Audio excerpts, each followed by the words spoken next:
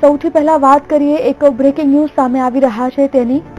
અમદાવાદના મોટેરા સ્ટેડિયમમાં નવીનીકરણનું ભૂમિપૂજન કરવામાં આવ્યું હોવાના સમાચાર હાલ સામે આવી રહ્યા છે. વિશ્વનું સૌથી મોટું સ્ટેડિયમ બનાવાશે મોટેરાને અને તેનું ભૂમિપૂજન થઈ રહ્યું છે.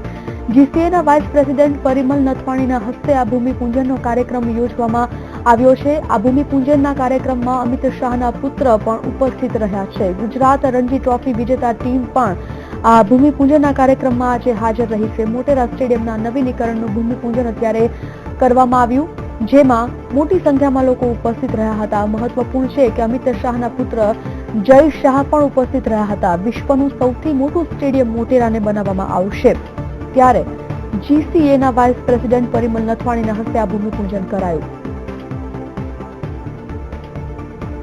વીટીવી સંવાદદાતા નરેન્દ્ર રાઠોડ આ વિષય પર માહિતી સાથે જોડાઈ ગયા છે ફોન લાઈન પર. નરેન્દ્ર, ખાસ કરીને આજે મોટેરા સ્ટેડિયમનું ભૂમિપૂજનનો કાર્યક્રમ યોજવામાં આવ્યો, કોણ કોણ ઉપસ્થિત રહ્યું અને હાલ આ અંગે અપડેટ શું?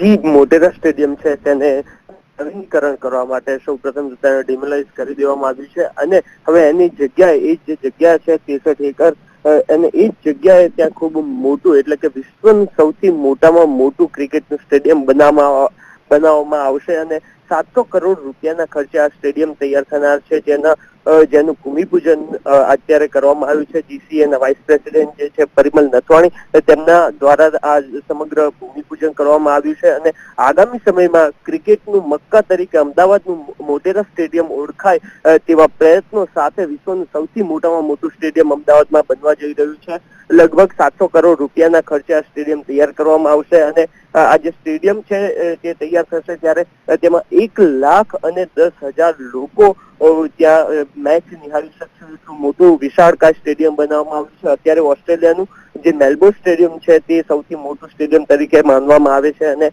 એનાથી પણ વધારે ક્ષમતાવાળું આ સ્ટેડિયમ અહીંયા ગુજરાતમાં તૈયાર થશે મોટેરા ખાતે અને એ સ્ટેડિયમ થકી ગુજરાતનું ક્રિકેટનું સ્તર ઊંચું આવશે તેવું પરિમલ નથવાણીનું જણાવવું છે. તેમને તેમની પ્રેસ કોન્ફરન્સમાં એ બાબત પર પણ ફોકસ કર્યું છે કે જ્યારે નરેન્દ્ર મોદી જીસીએના ચેરમેન હતા ત્યારે તેમને દિગ્દ્રષ્ટિ વાપરી હતી અને ત્યારે તેમને જણાવ્યું હતું કે દુનિયાનું સૌથી મોટામાં મોટું સ્ટેડિયમ અમદાવાદમાં બનવું જોઈએ અને ત્યારબાદ તેમની દીર્ઘદ્રષ્ટિના કારણે જ આ સ્ટેડિયમનું આજે આપણે ભૂમિપૂજન કરી રહ્યા છે અને આજે તેનું ભૂમિપૂજન કરવામાં આવ્યું છે. આ ભૂમિપૂજનની સાથે જ જે લોઢા કમિટીનો જે નિર્દેશ કરવામાં આવ્યો હતો એને પગલે જીસીએના જે 3 સેક્રેટરી છે તેમના દ્વારા પણ અહીંયા આજે રાજીનામા આપવામાં આવ્યા છે. જી નરેન્દ્ર, આભાર માહિતી માટે.